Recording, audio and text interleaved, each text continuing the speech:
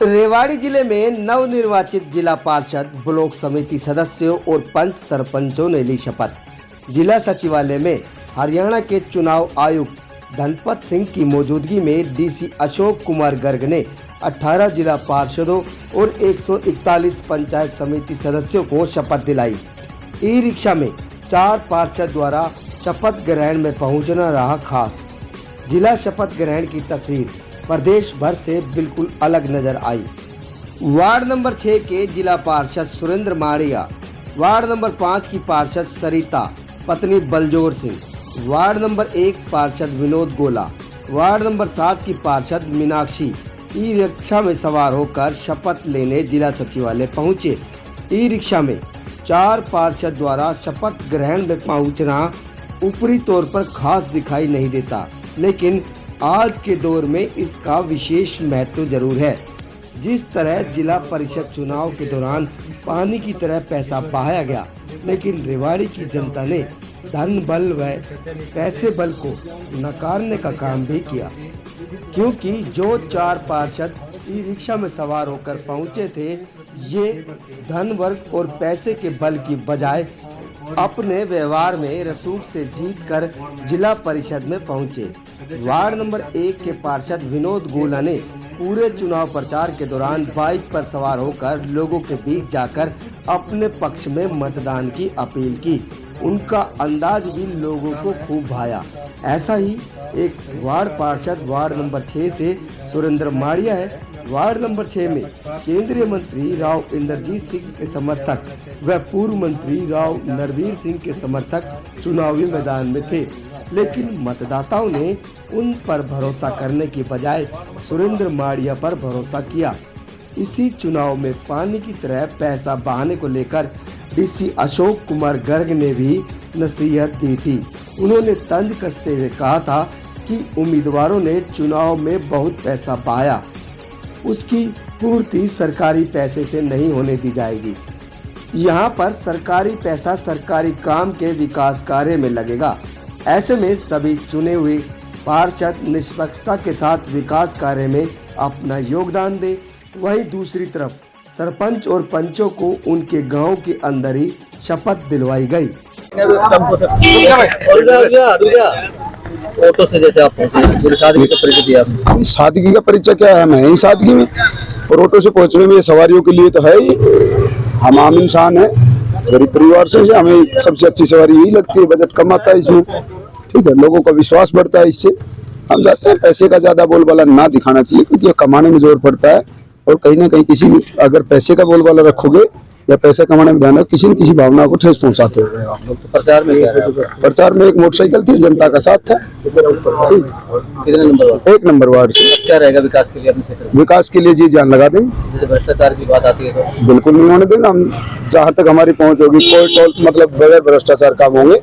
और सभी अधिकारियों से, सभी नेताओं से यही रिक्वेस्ट है, भाई विकास करवाओ, जनता की सेवा करो। आप लोगों को कुछ कहने की जरूरत नहीं पड़ेगी। बाकी लोग जो करते हैं लग्जरी गाड़ियों का इस्तेमाल करते हैं, नहीं, हमें कोई शौक नहीं है। क्या मैसेज देंगे?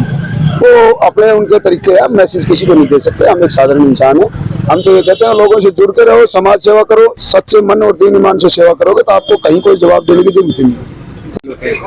बहुत अच्छा रहा जी, सही, अच्छे से बड़े अच्छे से शांति पूर्वक शपथ ग्रहण समारोह संपन्न हुआ।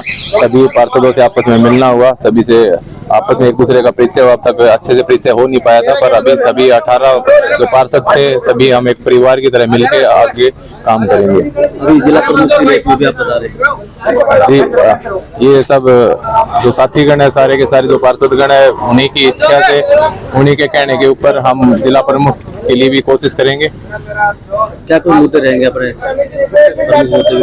देखिए जी, अभी जिला परिषद की जैसे बैठ के शुरू होंगी, उनके अंदर जो भी चीजें निकल के आएंगी, जो भी हमारे जो पूरे डिस्ट्रिक्ट में जो भी मुद्दे होंगे, जो भी समस्याएं होंगी, सभी मिलके, सभी 18 पार्षदगण मिलके साथ में और उन समस्याओं का समाधान करने के लिए सारे एकजुट होकर काम करेंगे। क्या कहेगा टेम्पू से भाई? टेम्पू तो पहुंचना जमींदार का बालक था भाई, पैसा वाला कौन ना आप लोग किराए भर का और क्या मांगा? लग्जरी गाड़ी वाला रह लिया जमींदार का बालक का काम से अपना काम करेगा। चुनाव प्रचार कैसे किया? चुनाव चैलेंजिंग भाई चुनाव प्रचार अपना गाँव पैदल घूम घूम के कराया था। क्या मुद्दे रहेंगे? क्या मुद्दे रहेंगे? काम का विकास का जो मुद्दा है, जो हमारे जो मुद्दे जो हमने पिछले 5 साल के बाद जो देखे थे, जो बचे हुए काम जिन्होंने भी नहीं किए हैं और जो बच रहे हैं काम वो सारे हमने करवाना चाहिए। क्या संदेश दिया है टेम्पो से आके आपने? तो संदेश तो क्या दिया? संदेश हमारे जमींदार के बालक था, सुबह लाइन बदल के आया था, अपना लाइन बदल कर भाई अपने शपथ लाइन का तरह सारा भाई साथ टेम्पो बैठ के बस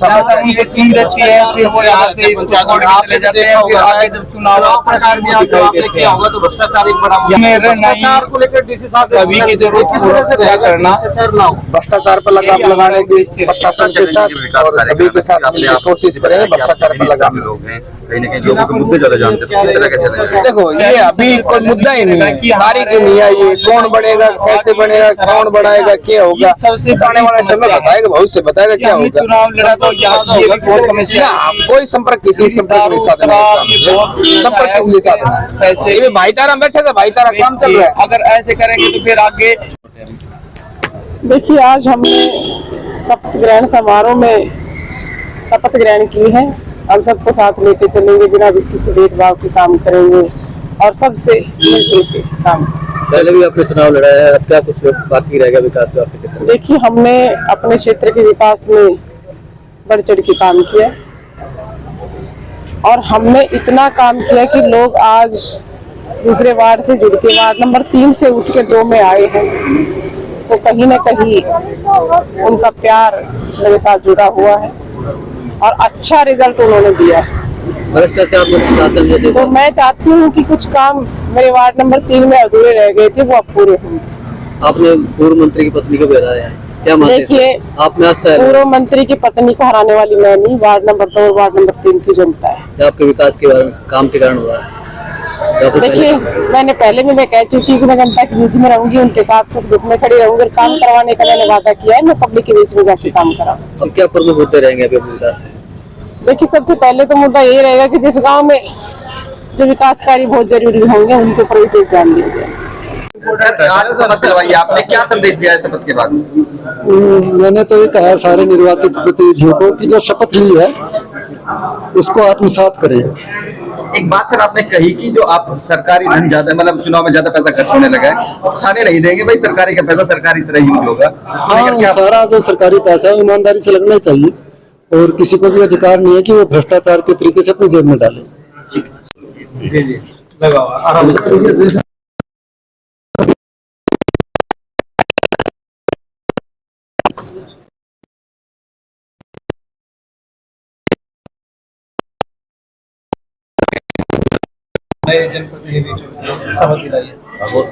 सभी नवनिर्वाचित जनप्रतिनिधियों को जो ग्रामीण क्षेत्रों से हैं, पंच सरपंच पंचायत समिति के सदस्य और जिला परिषद के सदस्य जिनको यहाँ पर आज ओथ दिलवाई गई है, सबको मेरी ओर से चुनाव आयोग की ओर से हार्दिक बधाई, उनको उनके परिजनों को उनके शुभचिंतकों को सभी को, और जिला प्रशासन को विशेष रूप से साधुवाद और बधाई जिन्होंने निर्विघ्न रूप से बिना किसी हिंसा के बिना किसी परेशानी के चुनाव संपन्न कराए। और मैं चूंकि आज यहाँ पर आया हुआ था तो मैं इस शपथ समारोह में भागी हुआ, इसके लिए मैं जिला प्रशासन का धन्यवादी हूँ।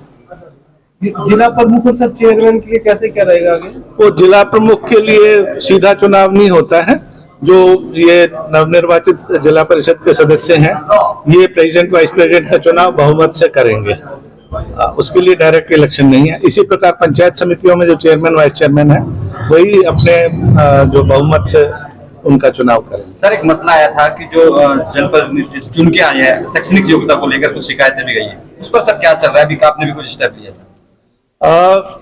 ज्यादातर जिला परिषद या पंचायत स्तर पर तो ये पंचायत समिति स्तर पर ये समस्या नहीं है, कोई शिकायत इस तरह की नहीं है। पंचायत स्तर पर या पंच या सरपंच स्तर पर कुछ ऐसी शिकायतें आई हैं, वो हमने सभी संबंधित उपायुक्तों को जांच के लिए भेज दी है और जो पंचायती राज एक्ट और रूल्स हैं उसमें जिला उपायुक्त उसके लिए अधिकारी सक्षम अधिकारी हैं। अगर किसी की शैक्षणिक योग्यता की जो डिग्री है सर्टिफिकेट है बोगस या जाली पाई जाती है तो उसको सीट से हटाया जा सकता है, लेकिन ऐसा पूरी तरह कार्रवाई होने पे जांच होने पे और सिद्ध होने पे ही किया जा सकता है। सर आज सभी को शपथ दिलाई गई ना, आज कोई रोका गया है? नहीं, जो भी निर्वाचित है जिनका नाम नोटिफिकेशन में आया है सभी को शपथ दिलाई गई है। किसी के खिलाफ शिकायत होगी वो तो देखिए, अगर कोई भी गलत है तो जब वो उसका सिद्ध हो जाता है तो उसके खिलाफ फिर कार्रवाई होगी उस हिसाब से। सर नैनसिकपुरम से शपथ ग्रहण पे वहाँ पे पहुंचा नहीं अधिकारी, फिर से दिलाई जाएगी? कंटिन्यू है, अभी चल गई, अभी तो पहुंचा, अभी तो सूचना मिली थी। ऐसा है कि ये कहीं पे अगर कोई इस तरह की व्यवस्था में कोई अगर परेशानी है तो वो जिला उपायुक्त उसको देख लेंगे, लेकिन अभी बता रहे हैं डीटीपीओ साहब कि थोड़ी देर हुई वहां पर, लेकिन पहुंच गए संबंधित अधिकारी।